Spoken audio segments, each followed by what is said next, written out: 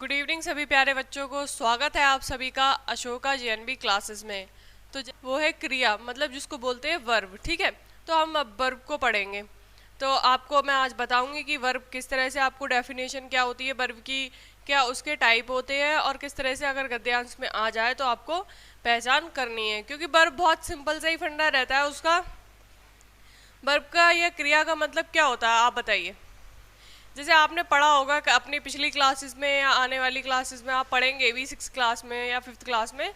तो ये होता है वर्ब का मतलब, क्रिया का मतलब ये होता है कि जहाँ कोई काम हो रहा हो या कोई काम का मतलब होना पाया जाता है। ठीक है, जैसे मान लो मैं आपको पढ़ा रही हूँ, तो अभी मैं कोई काम कर रही हूँ ना, मैं आपको क्या कर रही हूँ, पढ़ा रही हूँ। ठीक है, तो मैं क्या कर रही हूँ, पढ़ा रही हूँ। तो पढ़ना क्या हो गया, क्रिया हो गई नहीं हो गई। और एक छोटी सी बात ध्यान रखना, क्रिया में एक वर्ड मतलब ज़्यादातर यूज़ होता है। जहाँ जिस वर्ड के लास्ट में ना लगा होता है वहाँ ज़्यादातर रूप से क्रिया होती है। ज़्यादातर रूप से 100% नहीं कि जिसके लास्ट में ना लगा होगा तो वो क्रिया ही होगी, ऐसा भी नहीं है बच्चों। ठीक है, तो ज़्यादातर जगह ऐसा होता है, जैसे पढ़ना हो गया, हंसना हो गया, रोना हो गया, बोलना हो गया, तो ये क्या हो गया आपका, ये सारे क्रिया के अंडर में आएंगे। ठीक है, क्योंकि यहाँ पे कोई ना कोई काम हो ही रहा है, जैसे रोना है, हंसना है, तो यहाँ कोई ना कोई काम तो चल ही रहा है ना। अब जैसे इंग्लिश वाले बच्चे क्या समझ लो, जैसे a verb is a word denotes an action, मतलब एक्शन का मतलब भी क्या होगा, कोई कार्य, मतलब या तो डूइंग, हो रहा होगा काम, मतलब कर रहा होगा कोई, या फिर हैपनिंग, मतलब कोई काम हो रहा होगा। तो इस तरह से इंग्लिश में इसकी डेफिनेशन रहती है। जैसे फ्लाई हो गया मतलब उड़ना, इस मतलब बीप रोना। ठीक है, और लाफ हंसना, स्लीप मतलब सोना। तो इस तरह से क्या होगा, आपकी इंग्लिश में आएंगी। इंग्लिश में ऐसा फिलहाल तो अभी कोई लॉजिक नहीं है कि आपको पता लग जाए कि कोई काम हो रहा हो, लेकिन हाँ इंग्लिश में ING लगा होता है। अगर जहाँ ING लगा है तो वहाँ कोई ना कोई क्रिया हो रही होगी। जैसे ही going to home, he was going to home, वह घर जा रहा था, तो क्या हो गया, अब गोइंग मतलब जा रहा है, तो क्या हो गया आपका, क्रिया हो रही है, मतलब यहाँ कोई ना कोई काम हो रहा है, मतलब वर्ब है यहाँ पर। ठीक है, ऐसे ही अब मैंने लिख दिया ही वॉज बीपिंग, मतलब अब वो क्या है, वह क्या कर रहा था, रो रहा था। तो ING लगा है ना, तो मतलब क्या है, क्रिया हो रही है, तो ING लगी हुई तो वहाँ क्रिया अवश्य ही हो रही होगी। ठीक है, तो अब आपको देखो सिंपल से फंडे पे आ जाते हैं हम लोग। डेफिनेशन क्रिया, और अंग्रेजी में इसको क्या बोलते हैं बच्चों, वर्ब। सही है ना। तो हिंदी वाले बच्चे डेफिनेशन क्या लिखेंगे, जहाँ किसी कार्य का, जहाँ या जिस वाक्य में इस तरह से भी लिख सकते हो, किसी कार्य का करना या फिर होना पाया जाता है, होना पाया जाता है या फिर पाया जाए, तो वहाँ क्या होगा, क्रिया कहलाएगी।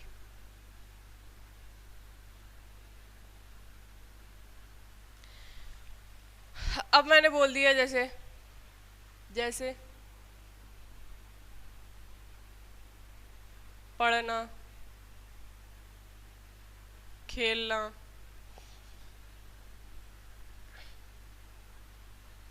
रोना, हंसना, सोना,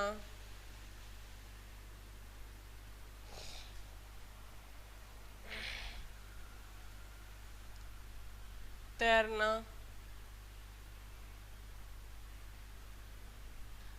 मतलब बहुत सारे वर्ड होते हैं। और देखो सबके लास्ट में क्या है, मोस्टली है क्या है, ना ना ना लगा हुआ है, तो ज़्यादातर जगह आपको ना मिलेगा क्रिया में। अब मान लो मैंने लिख दिया ये वाला सोना मतलब गोल्ड, अब आप कहोगे ना तो यहाँ पे भी लगा है, तो ये वाली क्रिया नहीं होगी। ठीक है ना। ऐसे ही मैंने बोल दिया आपको काना, जिसकी एक आंख मतलब काम नहीं करती उसे क्या बोलते हैं, काना।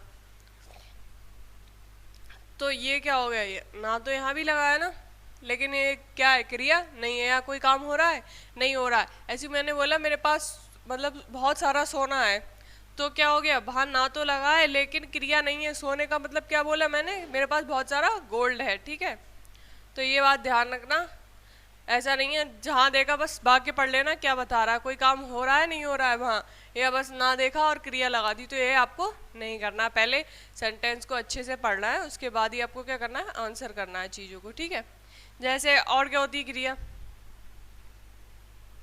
वह पढ़ता है, तो क्या हो गया यहाँ, वह क्या कर रहा है, पढ़ रहा है ना, तो क्या हो जाएगा यहाँ पे, क्रिया हो गई। क्या हो गई क्रिया, पढ़ता है, तो अब पढ़ना क्या हो गई यहाँ पे, क्रिया हो गई। राम सोता है या सो रहा है, तो राम क्या कर रहा है, सो रहा है ना कोई काम कर रहा है, तो सोना वो कौन सी क्रिया कर रहा है, सोने वाली क्रिया, तो क्या हो जाएगा, ये आपका क्रिया हो जाएगी, ठीक है। वाक्य में अगर आपसे पूछे कौन सा शब्द क्रिया है तो आप आराम से ढूंढ लोगे, ठीक है। या फिर इस तरह से भी पूछ लेगा कि मैंने मान लो लिखा वह पढ़ता है, और आपसे पूछ लिया जाएगा बताओ जो वाक्य लिखा है इसमें जो पढ़ता है वो शब्द क्या है, तो ये संज्ञा तो होगा नहीं, ना ही सर्वनाम है, तो बचा क्या, क्रिया। क्या हो गई, क्रिया हो जाएगी, ठीक है, क्योंकि यहाँ पे कोई काम हो रहा है। अच्छा, इंग्लिश वाले बच्चों को किस तरह से लिखना है डेफिनेशन को, A verb is a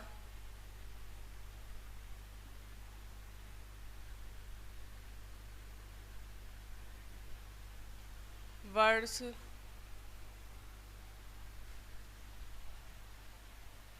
that denotes an action.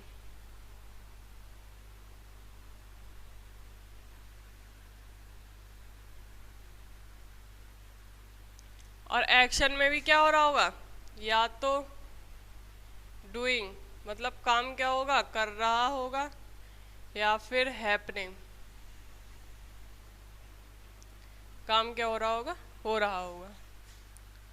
तो ये हो जाएगी इंग्लिश वाले बच्चों के लिए। अब इसमें देखो बहुत सारी हो जाएंगी, जैसे एज, फ्लाई, पहले,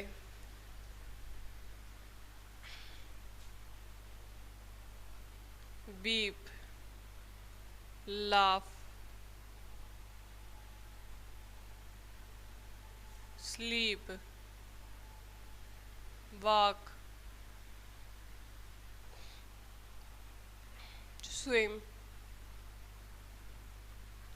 और भी बहुत सारी क्रियाएं हैं, जैसे आपका राइट मतलब लिखना, रीड मतलब पढ़ना, तो ETC लगा देते हैं, क्योंकि अगर मैं शाम तक भी लिखाऊंगी तो आपकी क्रिया कंप्लीट नहीं हो पाएंगी, क्योंकि यहाँ पर क्या है, यहाँ तो पता लग रहा है आपको ना वर्ड है, लेकिन इंग्लिश में आपको मतलब सेंटेंस के अकॉर्डिंग पता लग जाएगा कि यहाँ पे कोई क्रिया हो रही है या नहीं हो रही है। जैसे मान लो आपको कोई सेंटेंस दे देगा, जैसे मैंने लिखा ही प्ले इन क्रिकेट, अब वो क्या कर रहा है, ही प्लेइंग क्रिकेट मतलब वह क्रिकेट खेल रहा है। अब मैंने पूछा आपसे यहाँ प्लेइंग क्या है, तो सबसे पहले तो ING लगी है, ठीक है, यहाँ से भी आपको पहचान मिल जाएगी। प्ले माने क्या होता है, खेलना, ठीक है, तो यहाँ पे क्या हो रहा है, खेलना मतलब ना वर्ड आ रहा है ना, तो ये क्या हो रहा है, कोई ना कोई काम हो ही रहा है ना, क्रिकेट खेल रहा है, तो ये क्या हो जाएगी यहाँ पे, प्लेइंग जो आपका है वो क्या हो जाएगा, वर्ब हो जाएगा, सही है, यहाँ पे कोई ना कोई काम हो रहा है। मैंने लिख दिया सीता राइट्स, सीता क्या कर रही है, लिख रही है, राइट का मतलब मैंने आपको बताया था ना, लिखना, तो क्या हो गया आपका, यहाँ पे कौन सी वर्ब हो जाएगी, राइट्स, ठीक है। तो इस तरह से आपको वर्ब को पहचानना है, कुछ करना ही नहीं, सबसे इजी वर्ब है मेरे हिसाब से अगर देखा जाए तो। हाँ, अगर टाइप वाइज देखोगे, टाइप वाइज आपके एग्जाम में आती नहीं है, ठीक है, फिर भी मैं आपको टाइप वाइज इसलिए पढ़ा रही हूँ ताकि आपको वर्ब को कोई भी प्रॉब्लम ना हो समझने में, इसलिए टाइप वाइज भी अच्छे से समझ लेना, सही है ना। अब देखो वर्ब के टाइप क्या क्या होते हैं, क्योंकि बिना टाइप को आपको वर्ब अच्छे से समझ में नहीं आएगी। जैसे संज्ञा था ना, वहाँ पे विशेषण और संज्ञा में बहुत सारा कंफ्यूजन हो रहा था, तो इसलिए टाइप्स को पढ़ना भी जरूरी होता है। ऐसा नहीं है आपके एग्जाम में नहीं आ रहा है तो आप उसको बिल्कुल हल्के में ले लोगे चीज़ों को। टाइप्स को भी अच्छे से पढ़ना है, क्योंकि मैं जो आपसे टेस्ट लूंगी उसमें तो मैं भाई टाइप वाइज क्वेश्चन पूछूंगी आपसे, ठीक है, भले ही आपके पेपर में आए हो या ना आए हो। और अगर आ गया एग्जाम में तो आप ये थोड़ी ना कहोगे एग्जामिनर से भाई क्यों दे दिया, क्योंकि क्रिया आपके चैप्टर में है, ठीक है, आपके सिलेबस में है, पार्ट ऑफ स्पीच दे दिया उन्होंने, बोल दिया तो है, ठीक है, इसलिए अच्छे से कवर कर लो इन चीज़ों को। तो हम लिखेंगे यहाँ पे क्रिया के प्रकार।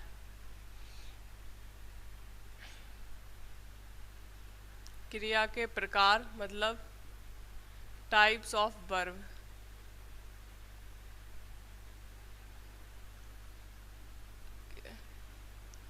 जब आप बड़े हो जाओगे तो क्रिया मतलब 3 तरह से पढ़ी जाती है, उसके प्रकार 3 तरह से पढ़े जाते हैं, लेकिन अभी आपको एक ही प्रकार पढ़ना है, वो पढ़ना है कर्म के आधार पर। कर्म के आधार पर मतलब कर्म क्या होता है, कोई काम करना, ठीक है। तो अब कर्म के आधार पर 2 प्रकार की होती है क्रिया, जैसे 2 प्रकार। क्रिया कितने प्रकार की होती है, 2 प्रकार की होती है। पहली सकर्मक क्रिया, जिसको इंग्लिश में बोलते हैं ट्रांजिटिव वर्ब,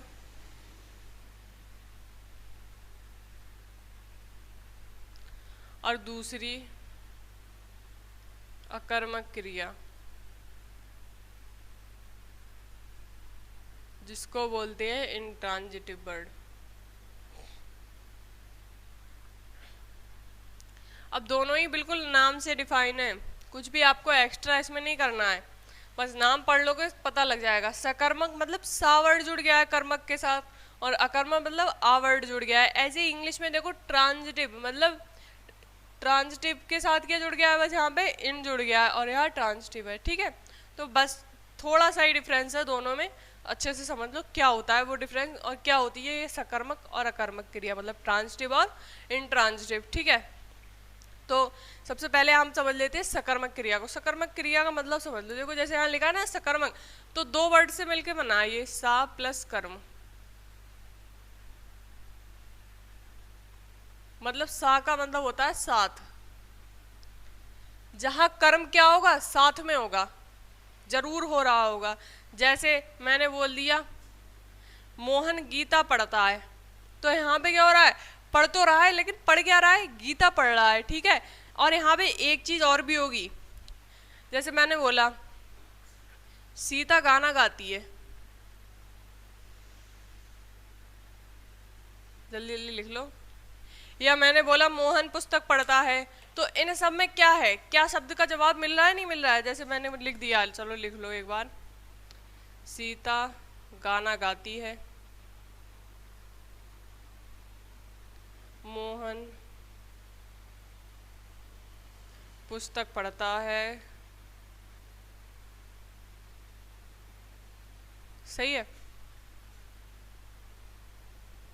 वह क्रिकेट खेलता है।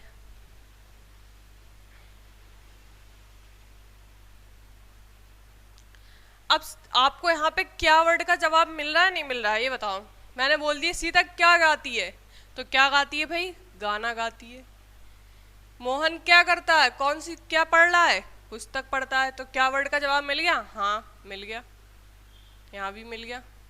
वह क्या कर रहा है, वह क्या खेल रहा है, क्रिकेट, तो यहाँ भी मिल गया, हाँ भाई। तो जहां पर कर्म साथ में है, अगर मैंने बोल दिया सीता गाती है, तो पता लग रहा है वह क्या कर रही है, ठीक है। तो ऐसे मैंने बोल दिया मोहन पढ़ता है, तो हमें पता लग रहा है वो क्या पढ़ रहा है, ठीक है, तो वो क्या हो जाएगा, अकर्मक। और अगर यहाँ पे सीधा सीधा लिख दिया सीता गाना गाती है, तो हमें पता है वो क्या गा रही है, गाना गा रही है ना, तो क्या हो जाएगा, यहाँ पे हमें क्या वर्ड का जवाब मिल रहा है, ठीक है, तो क्या हो जाएगा, ये सकर्मक क्रिया हो जाएगी। तो सकर्मक की डेफिनेशन लिख लो, इसको रेज कर देते हैं हम लोग। इंग्लिश वाले बच्चों सेम यही चीज आपके लिए रहेगी, ठीक है। जैसे लिख लो, जिस क्रिया में, और कर्ता कौन होता है पता है, काम को करने वाला। जैसे मैंने आपको बताया था अभी सीता गाना गा रही है, तो कर्ता कौन है, सीता है। वहां पर अगर सीता नहीं होगी तो कौन गाना गाएगा, कुछ ना कोई तो गाएगा ही ना, तो वो क्या होगा, कर्ता होगा। ऐसे ही वह पुस्तक पढ़ता है तो पुस्तक कोई ना कोई तो पढ़ेगा ही ना, अगर वह नहीं पढ़ेगा तो जो पढ़ेगा वो कौन होगा, कर्ता होगा। जिस क्रिया में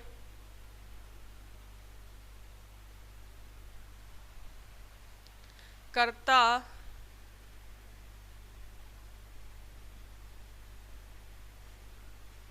व कर्म दोनों की आवश्यकता पड़े,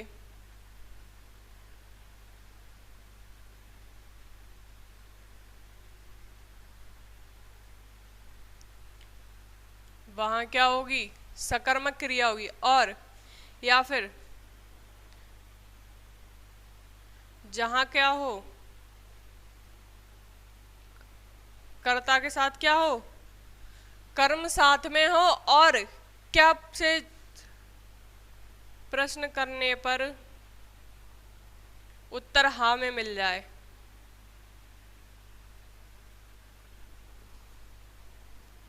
ये आपको बस याद दिलाने के लिए लिख रही हूँ, इतनी लंबी डेफिनेशन नहीं लिखना है, बस आपको ऊपर वाली लाइन निकली है जहाँ कर्ता और कर्म दोनों की आवश्यकता पड़े बाकी को पूर्ण करने के लिए। तो क्या हो जाएगा, वह क्रिया सकर्मक कहलाती है।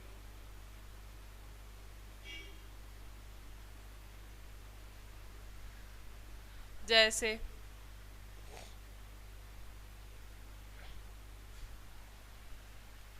जैसे मैंने लिख दिया सीता, चलो सीमा लिख लो, सीमा चॉकलेट खाती है,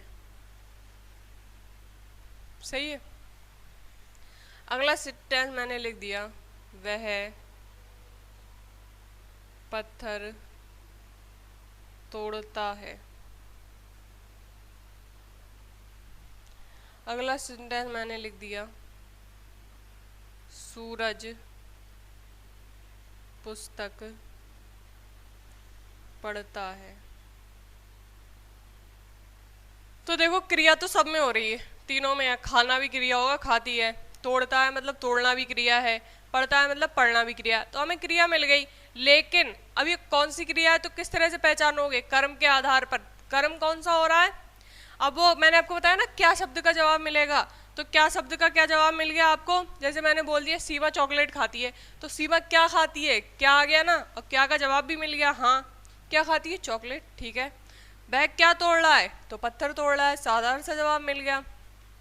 सूरज क्या पढ़ रहा है, पुस्तक पढ़ रहा है, ठीक है। तो यहाँ पे हमें क्या वर्ड का जवाब मिल गया ना, और कर्ता कौन है, सीमा, वह और सूरज, क्योंकि काम कर कौन रहा है, ये तीनों कर रहे हैं ना, तो कर्ता कौन हो गए, ये तीनों का मतलब यहाँ कर्ता भी है और कर्म भी है साथ में, ठीक है। और क्रिया तो है ही, तो ये क्या होगा आपका सकर्मक क्रिया, ठीक है। कर्ता और कर्म दोनों की आवश्यकता पड़ेगी जहाँ, वहां पर क्या होगा, सकर्मक क्रिया होगी, क्योंकि यहाँ पे लिखा है साथ में कर्म, सा का मतलब होता है साथ में किसकी जरूरत पड़े, कर्म की। तो यहाँ कर्म क्या है, पत्थर तोड़ रहा है, कोई चॉकलेट खा रहा है, कोई पुस्तक पढ़ रहा है, तो ये क्या होगा आपके सकर्मक क्रिया के अंडर में आ जाएंगे। अब इंग्लिश वाले बच्चे देख लेंगे इस डेफिनेशन को।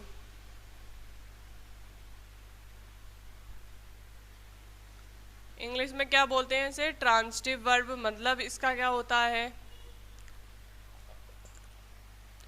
ट्रांजिटिव वर्ब की डेफिनेशन क्या होती है। अब देखो इसको लिख लो आप, a verbs require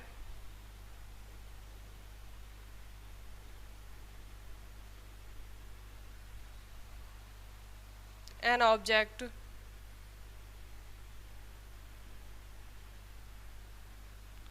to complete a sentence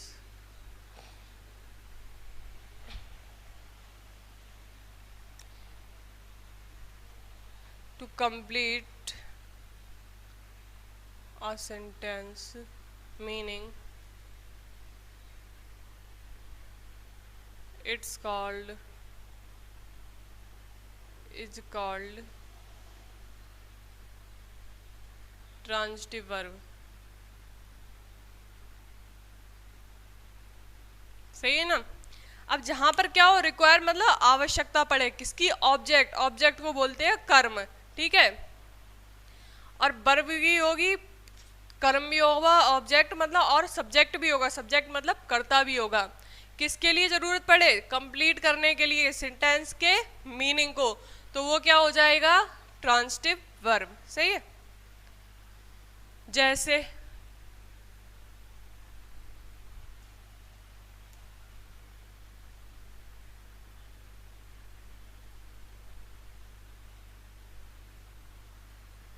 Mohan reads a book, Mohan reads a book, Mohan क्या करता है, एक पुस्तक पढ़ता है, ठीक है। पढ़ता तो है वो, रीड मतलब पढ़ रहा है, ठीक है।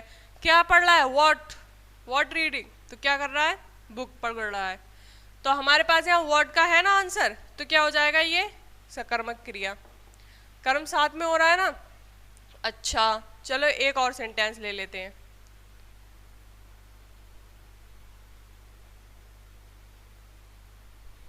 सूरज प्लेइंग फुटबॉल,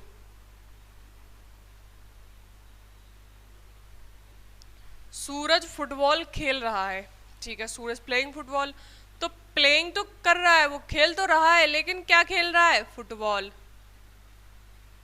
व्हाट शब्द का मतलब मिल गया ना आंसर आपको, तो व्हाट वर्ड का क्या आंसर हो जाएगा, फुटबॉल। ऐसे ऊपर वाले में क्या हो रहा था, बुक, तो हमें दोनों में ही ऑब्जेक्ट मिल गया ना हमारा, अच्छे से मीनिंग कंप्लीट भी हो रहा है सेंटेंस का। और सब्जेक्ट कौन है, ये दोनों, क्योंकि ये दोनों क्या कर रहे हैं, दोनों ही ये काम कर रहे हैं। तो यहाँ पे कौन सा हो जाएगा फिर, ये ट्रांजिटिव वर्ब, ठीक है। अब एक बात एक और ले लो, देव लाइक्स स्वीट, देव को क्या पसंद है, पसंद करना, ठीक है। तो ये भी क्या हो गई, क्रिया हो गई, ठीक है। अब पसंद क्या है उसे, स्वीट मतलब मीठा पसंद है, और कर्ता कौन हो जाएगा, देव। तो यहाँ पे भी कौन सी क्रिया हो जाएगी, सकर्मक। सही है ना। अब अगली क्रिया हम लोग पढ़ते हैं। आई होप आपको ये वाली क्रिया अच्छे से समझ में आ गई होगी। अब नंबर 2 की क्रिया ले चलते हैं, कौन सी है, बस कुछ नहीं, सा की जगह लगा दो आ,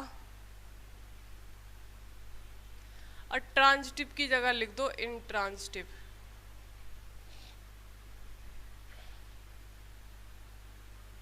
सही है।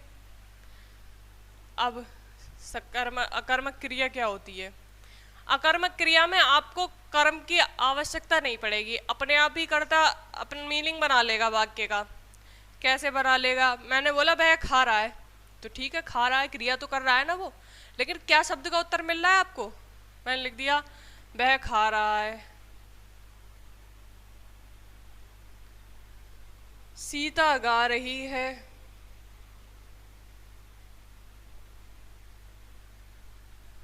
राम चल रहा है,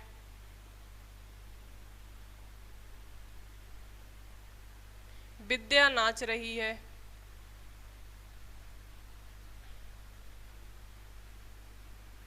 अब मुझे बताओ यहाँ तुम्हारे क्या प्रश्न का उत्तर मिल रहा है, मतलब क्या शब्द का उत्तर मिल रहा है या नहीं मिल रहा है, बताओ।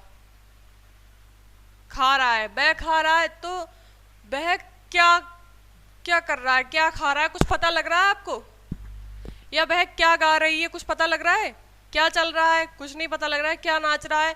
तो इनका क्या शब्द का हमारे कहीं भी उत्तर मिल रहा है इन सब से, और करता दिया है सबके साथ, सबके साथ क्या है, करता है। अब वाक्य भी कैसा है, अटपटा तो नहीं लग रहा है ना बोलने में, क्योंकि सिंपल वाक्य वह खा रहा है, सीता गा रही है, सिंपल है, काम चल रहा है, सबके मीनिंग कंप्लीट है, कोई भी ऐसा नहीं है जो इनकम्प्लीट मीनिंग वाला सेंटेंस हो यहाँ पे।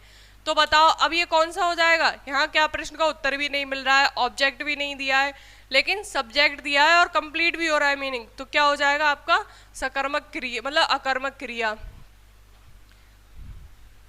आ लग गया ना, तो आ का मतलब होता है रहित, कर्म रहित, मतलब जहां कर्म का होना नहीं पाया जाएगा, करता तो होगा लेकिन कर्म का होना नहीं पाया जाएगा, तो वो क्या हो जाएगी, आपकी अकर्मक क्रिया हो जाएगी। डेफिनेशन क्या होगी, जिस क्रिया में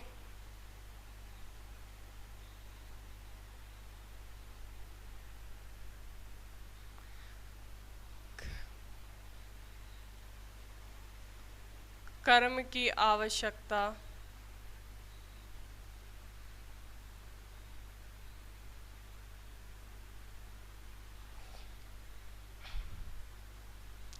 वाक्य को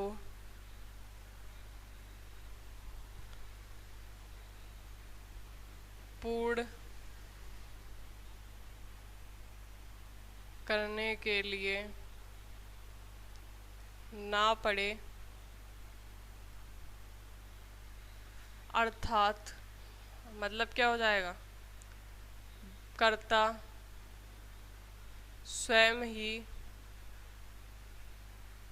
अर्थपूर्ण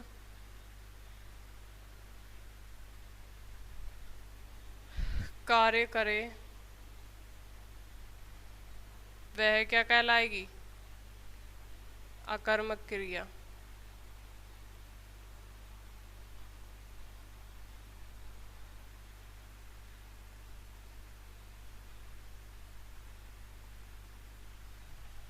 सही है, ये क्या कहलाएंगी, अकर्मक क्रिया। अब यहाँ पे आपको क्या वर्ड का उत्तर तो मिल नहीं रहा होगा, कहीं मिल रहा है, नहीं मिल रहा है ना।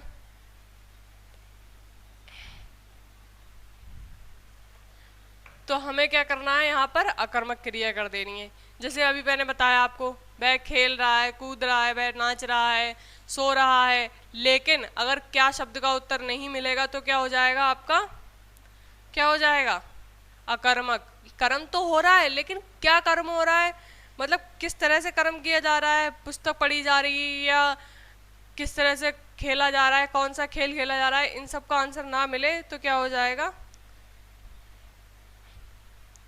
अकर्मक क्रिया। ठीक है ना बच्चों। अच्छा, अब इसका एग्जाम्पल के थ्रू मैंने आपको पहले ही समझा दिया, फिर भी एक बार समझ लो। जैसे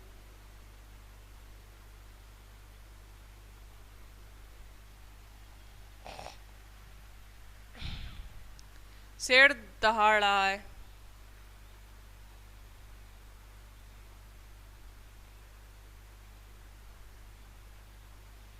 ठीक है, अगला वाक्य लिख लो, वह सो रहा है,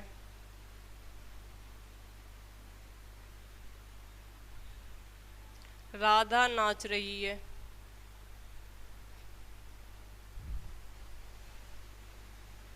अब बताओ क्या शब्द का उत्तर मिल रहा है, राधा क्या नाच रही है, आपको पता है, नहीं पता है इसका आंसर, अगर हम लोग निकालेंगे तो। ऐसे ही शेर दहाड़ रहा है, शेर क्या दहाड़ रहा है, कुछ पता लग रहा है, नहीं ना। वह सो रहा है, वह क्या सो रहा है, तो इनका आंसर भी नहीं मिल रहा है। तो ये क्या हो जाएंगे, सारे अकर्मक सेंटेंस हो जाएंगे। लेकिन यहाँ पे करता है, देखो सब में है, शेर है, वह है, राधा है, ये सब क्या कर रहा है, काम को कर रहे हैं और क्रिया भी हो रही है, दहाड़ रहा है, सो रहा है, नाच रहा है, लेकिन क्या चीज नहीं है, कर्म वहां पर नहीं है। मतलब यहाँ जरूरत भी नहीं है ऑब्जेक्ट की, अगर लगाओगे तब भी ठीक, नहीं लगाओगे तब भी ठीक। तो नहीं लगा रहे हैं तो क्या हो गई, अकर्मक। तो ये क्या हो जाएगा, अकर्मक क्रिया के अंडर में आ जाएंगे सारे सेंटेंस। अब इंग्लिश वाले बच्चों के लिए डेफिनेशन लिखवा देते हैं, इंट्रांजिटिव वर्ड। तो क्या हो जाएगी डेफिनेशन, सेम वही चीज लिखनी है आपको, अ वर्ब। ये ब्लू मार्कर कहाँ से आ गया, एक सेकंड बच्चों। A verb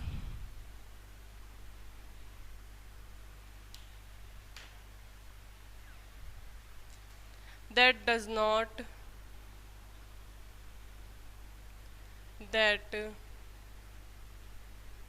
not requires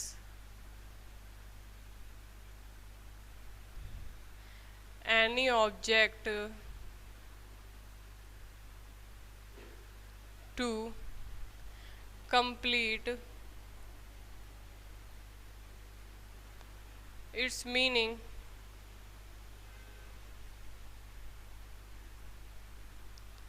but makes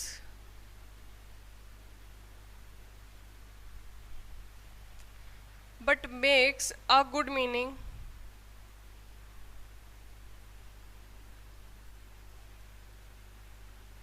by itself। देखो यहाँ क्या लिखा है, कोई ऑब्जेक्ट की आवश्यकता ना पड़े, ठीक है, नहीं पड़ेगी, वाक्य तो बन जाएगा फिर भी। और अपने आप ही बना ले गुड मीनिंग वाला, मतलब एक अच्छा मीनिंग वाला सेंटेंस खुद ही क्रिएट कर ले इटसेल्फ। मतलब कौन क्रिएट करेगा? कर्ता। तो कौन सा हो जाएगा फिर? वो इंट्रांजिटिव वर्ब में आएगा। जैसे मोहन सिंह,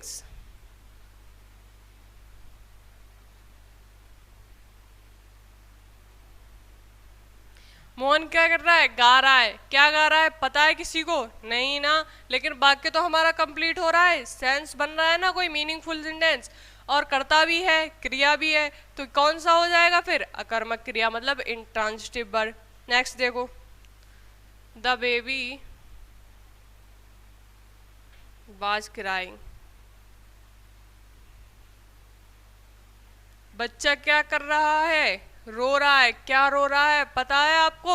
नहीं पता है ना, लेकिन क्रिया भी है और कर्ता भी है, तो क्या हो जाएगा? Intransitive verb. ठीक है। Next, he runs. मैं क्या कर रहा है?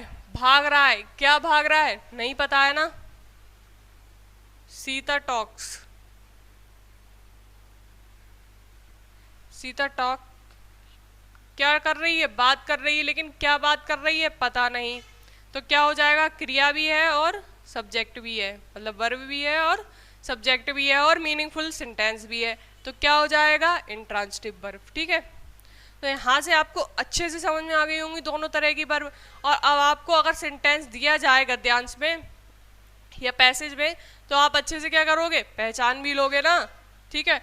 तो चलो एक बार फिर से आपको रिवाइज करवा देती हूँ मैं। क्रिया क्या थी? किसी काम का करना या होना पाया जाएगा, और दो प्रकार की होती है। कौन सी? सकर्मक और अकर्मक। जहाँ कर्म साथ में होगा वो क्या होगी? सकर्मक, मतलब ऑब्जेक्ट साथ में होगा। जहाँ पर ऑब्जेक्ट ना भी हो लेकिन कंप्लीट सेंस बन रहा हो तो क्या होगा? अकर्मक। ठीक है। तो ये दोनों क्या हो गए? इसके टाइप हो गए।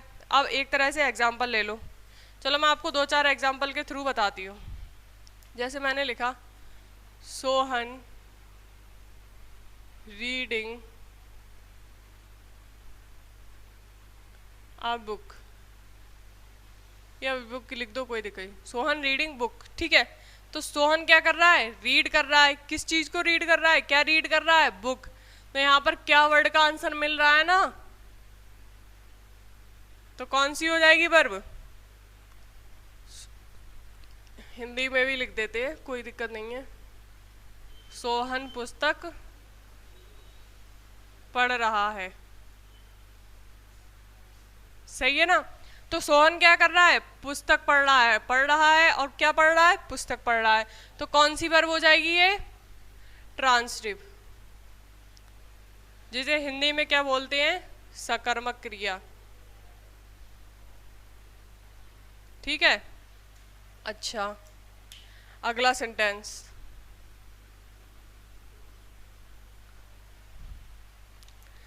I sleep. मैं क्या कर रहा हूं? मैं सोता हूं।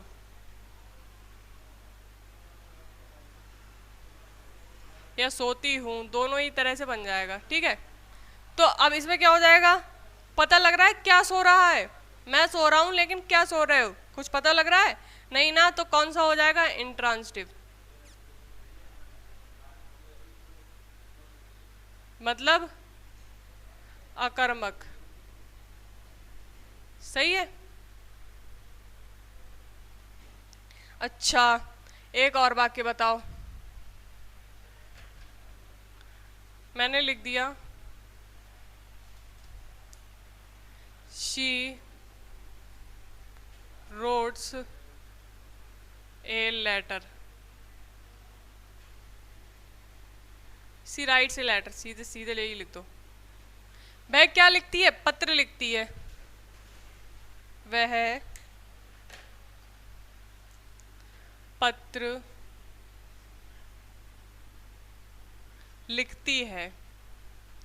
और अभी रुको, एक सेंटेंस और लिख दो। मैंने लिख दिया, वह अच्छा लिखती है।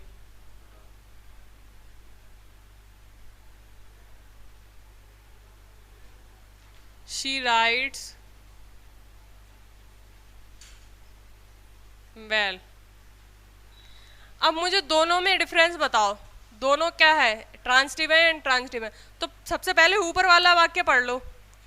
ऊपर वाले वाक्य में क्या लिखा है, सी राइट्स ए लेटर, वह क्या कर रही है, लिख रही है, ठीक है, लेकिन लिख क्या रही है, पत्र लिख रही है। तो क्या हो जाएगा यहाँ पर, पत्र क्या हो जाएगा तुम्हारा, क्या का जवाब मिल रहा है, ठीक है, और क्रिया भी हो रही है और सब्जेक्ट तो है ही साथ में।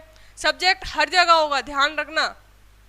तो अब ये क्या हो जाएगी, यहाँ पे ऑब्जेक्ट भी है, सब्जेक्ट भी है और वर्ब भी है।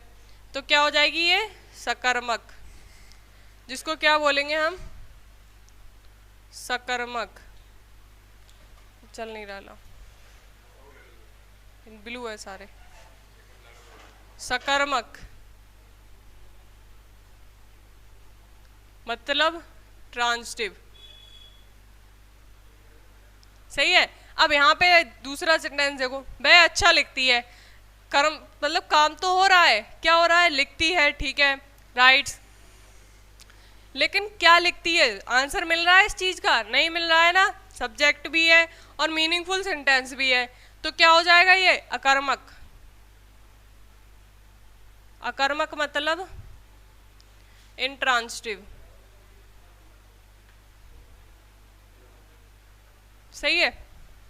तो अब यहाँ से आपको डिफरेंस भी समझ में आ गया होगा। मैंने दोनों वाक्य एक जैसे लिखे, बस हल्का सा डिफरेंस है सकर्मक और अकर्मक को अलग अलग करने के लिए, ठीक है। अच्छा, एक लास्ट सेंटेंस और ले लो छोटा सा।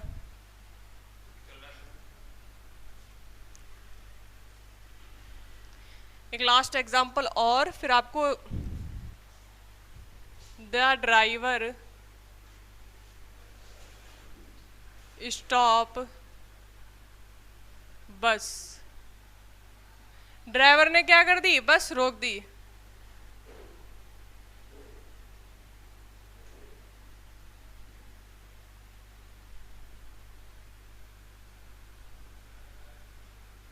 अगला सेंटेंस, दे स्टॉप्ड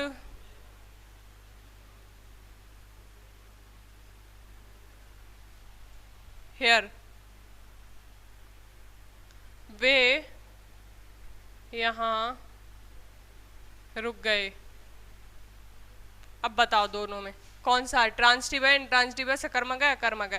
पहला वाला वाक्य पढ़ो, ड्राइवर ने बस रोक दी, ठीक है, काम तो हुआ ना, रोकना क्रिया हो रही है, करता भी है, और क्या काम किया, बस को रोक दिया, सही है।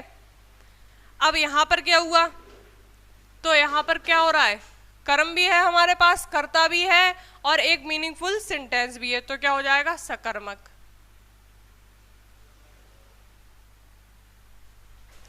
दूसरा, जिसको क्या बोलते हैं बच्चों इंग्लिश में, ट्रांसिटिव। और अगला पढ़ो, दे स्टॉप, वे यहाँ रुक गए, काम तो हुआ, रुकना, ठीक है, क्रिया हो रही है, अच्छी बात है, वे कर्ता भी मिल गया है और एक मीनिंगफुल सेंटेंस भी है, लेकिन यहाँ पर क्या चीज नहीं है, ऑब्जेक्ट नहीं है। तो ऑब्जेक्ट नहीं है तो कौन सी क्रिया हो जाएगी, मतलब कर्म नहीं है तो कौन सी क्रिया हो जाएगी, अकर्मक। अकर्मक का मतलब क्या हो गया, इंट्रांसिटिव वर्ड। दोनों तरह के वाक्य मैंने इसीलिए लिखे हैं साथ में, जिससे कि आपको कंफ्यूजन ना हो किसी भी तरह का। तो यहाँ से आपको अच्छे से समझ में आ गया होगा कि क्रिया क्या होती है, किस प्रकार की होती है।